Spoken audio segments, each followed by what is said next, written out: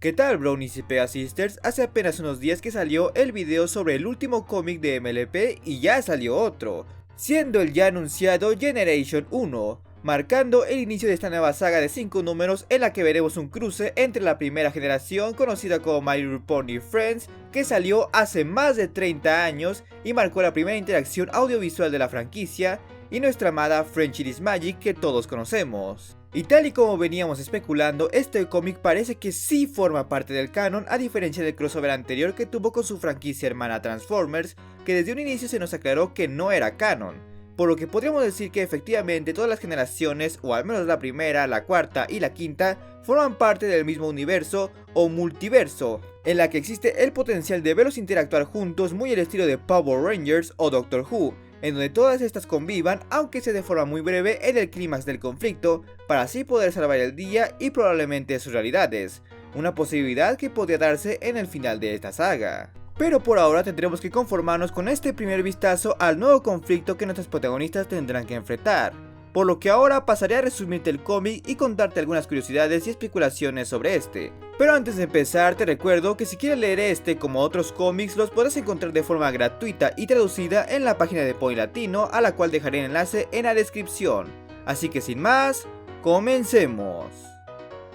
Nuestra historia comienza en un lugar que los veteranos de la G1 seguro conocerán, siendo este el Volcán Fatal, hogar de la familia de brujas en la que actualmente residen Grackle y Dai, un par de primas hijas de las mismísimas Rika y Deagle, las hijas de la bruja Hidan, quienes fueron las antagonistas de la película de 1986, en donde las tres intentaron destruir Ponyland con el Smooth. Y no estoy hablando de esa amistosa gelatina verde amiga de Discord, sino de su versión de la G1, que era una monstruosa baba púrpura que casi inunda todo el lugar, pero fue vencido por los Flutter Ponies, y estos condenaron a las brujas a estar encarceladas en su propio volcán por el resto de la eternidad, un castigo que parece seguir vigente hasta la actualidad con las nietas de Hydia. Y algo que hay que resaltar es el hecho de que ellas poseen un diseño de Equestria Gears, o sea, piel de color, cosa que es una completa falta de lógica interna, ya que sabemos que en la G1 existen humanos comunes y corrientes con piel normal, por lo que no hay realmente una justificación para esto.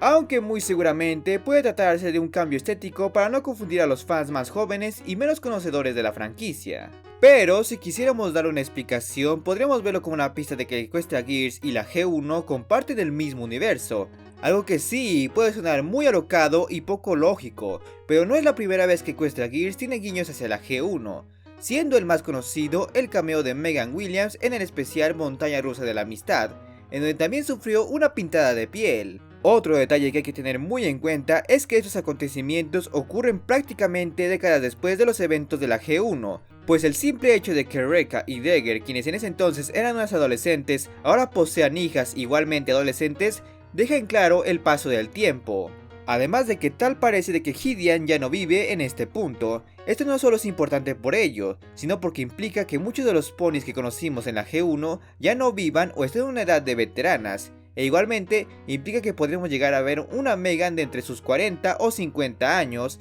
al igual que sus hermanos Molly y Danny, indicando que la Megan que vimos en el especial no sea ella realmente, sino su hija, pues hasta las edades coinciden. E incluso si nos ponemos soñadores, podríamos ver a un Spy de la G1 como un dragón adulto si es que se acuerdan de él. Esto se refuerza por el hecho de que hasta ahora no hemos llegado a ver a ninguna de las ponis de la G1, además de que Grackle y Dyer no dirigen su ataque a estas, quienes técnicamente deberían estar a unos kilómetros de distancia, sino que buscan en otras dimensiones para ver si hayan algún otro grupo de ponis a las cuales molestar, pese a que nada tiene que ver con lo ocurrido con su familia. Esta idea, aunque creíble, realmente no la considero muy factible, pues literalmente el cómic se está vendiendo como un cruce entre ambos grupos de protagonistas, aunque técnicamente la G1 no tuvo un grupo de protagonistas definido. Pero aún así, ¿de qué te sirve anunciar una historia con los personajes de la G1 si ninguno de ellos va a aparecer, o peor aún, resulta que ya ni viven? Pero bueno, aún nos quedan 5 números para averiguar esto.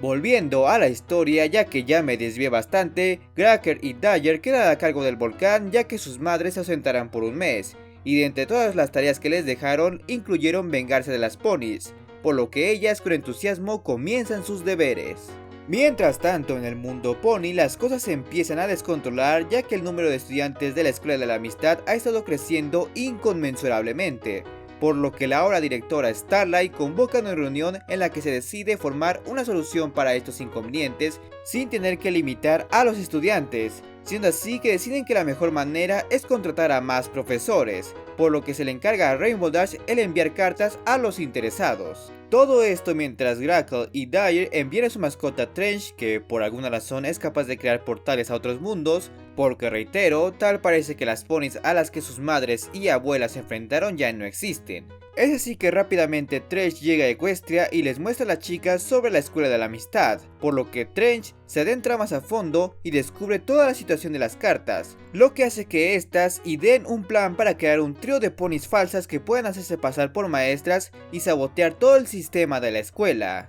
Es así que el día siguiente Starlight recibe una carta de Harvard Unicorn University, a lo que Rainbow Dash se hace de la vista gorda para evitar confusiones, por lo que deciden realizar una pequeña bienvenida a la escuela, incluso contando con la ahora gobernante Twilight Sparkle. Todo para llevarse la sorpresa de que las 3 ponis nuevas no son nada como esperaban.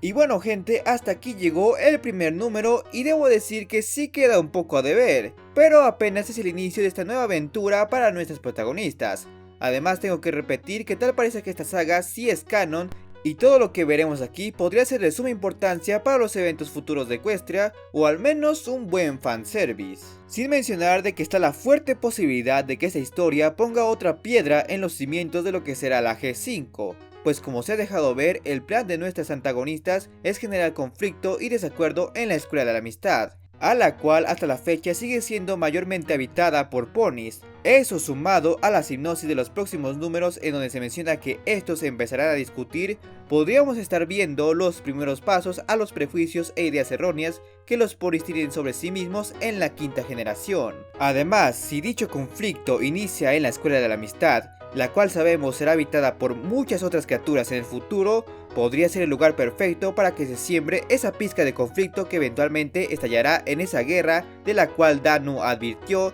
y que también se nos referencia en la película de Una Nueva Generación, haciendo bastante irónico que el lugar que fue construido para unificar a las especies sea la causa de su división, por lo que las piezas se están colocando. Pero más importante, hay que rogar porque efectivamente veamos a las Mind Six convivir plenamente con las ponis de la G1 y quizás con las protagonistas de otras generaciones, para así dar con el evento épico que promete ser esta saga. Y bueno, eso sería todo por esta ocasión, y no quiero irme sin antes agradecerle a todos los miembros del canal y recordarles que esta función ya está disponible para que puedan recibir ciertos beneficios, pero también basta con que le den like, se suscriban, compartan y activen la campana para estar al pendiente de mis próximos videos, por lo que nos veremos muy pronto.